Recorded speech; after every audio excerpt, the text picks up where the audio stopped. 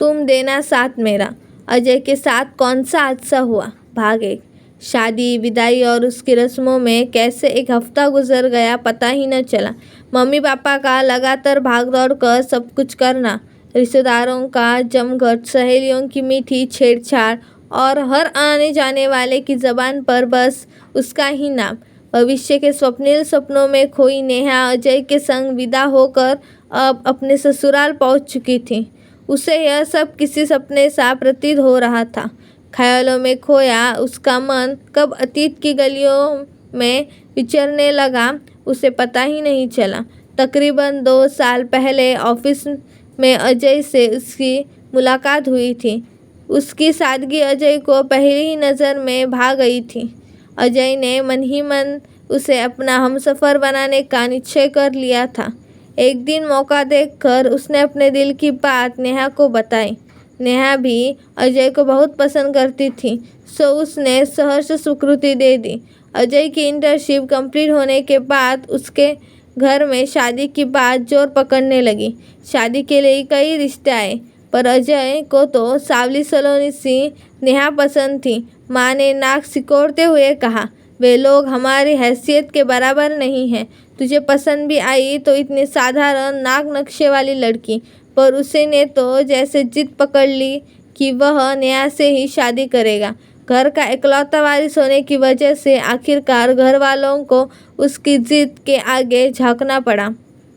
आने नफानन ही 1 महीने के अंदर शादी की तारीख पक्की हो गई और फिर नेहा दुल्हन बनकर अजय के घर आ गई। कहाँ खो गई मैडम, पैकिंग भी करनी है, कल ही देहरादून के लिए हमारी फ़्लाइट है। हनीमून पर साथ जाना है या ख्यालों में ही गुम रहना है? अजय के झांझोकने पर वह अतीत की यादों से बाहर आए। दूसरे दिन दोनों हनीमून के लिए देहरादून निकल गए। पहले दिन तो दोनों देहरादून की वादियों में पैदल ही सैर करते निकले। कुदरत के समीप होकर उन दोनों के बीच नज़दीकियाँ भी बढ़ रही थी। दोनों के साथ में काफ़ी अच्छा वक्त बिताया। दूसरे दिन उन्होंने नैनीताल घूमने का प्लान बनाया। वे लोग कुछ ही दूर निकले थे कि अचानक गाड़ी में झटके लगने लगे। जब तक वे कुछ समझ पाते, गाड़ी पर से नियंत्रण छूट गया और लैंडस्लाइडिंग की वजह से गाड़ी गहरी खाई में जा गिरी। जब होश आया तो नेहा ने खुद को अस्पताल के बिस्तर पर पाया। उसके हाथ पैरों में पट्टियां बंधी थी और सिर में भी काफ़ी चोट आई थी। उसने आसपास नज़र दौड़ाई, अजय कहीं नज़र नहीं आए। अनजाने भय की आशंका से उसका हृदय काँप उठा। वह लड़खड़ाते हुए बिस्तर से उतरी। कुछ ही कदम चल पाई थी कि असहनीय पीड़ा की वजह से वह ज़मीन पर जा गिरी। नर्स ने आकर उसे संभाला। मेरे पति भी मेरे साथ थे, वे कहाँ है अब? नेहा ने सवाल किया। वे भी अभी ओटी में हैं। जब तक डॉक्टर बाहर नहीं आते सही से कुछ बताना मुश्किल है, नर्स ने उत्तर दिया। पूरे 2 दिनों के बाद अजय को होश आया। जब ने उठने की कोशिश की तो उसके पैर काम नहीं कर रहे थे। इशारे से नेहा को अपने पास बुलाकर पूछा तो वह रो पड़ी।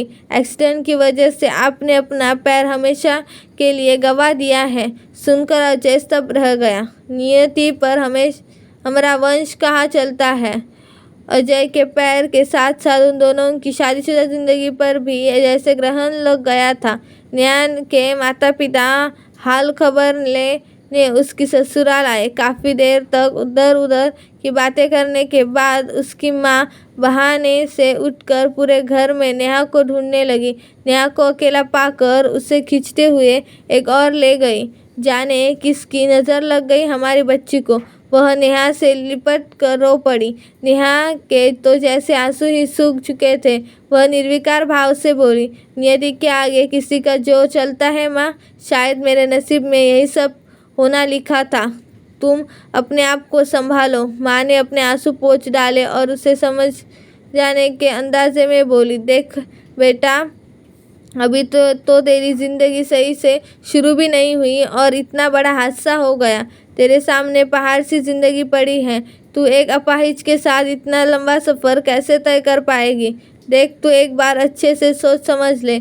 अभी तो सब कुछ ठीक लग रहा है, पर एक वक्त के बाद वह तुझे बोझ सा लगने लगेगा। तू उसके साथ ताउम्र खुश नहीं रह पाएगी। जब बहुत देर तक नेहा कमरे में नहीं आई तो अपनी व्हीलचेयर चलाते हुए अजय उसे घर में चारों ओर ढूंढने लगा।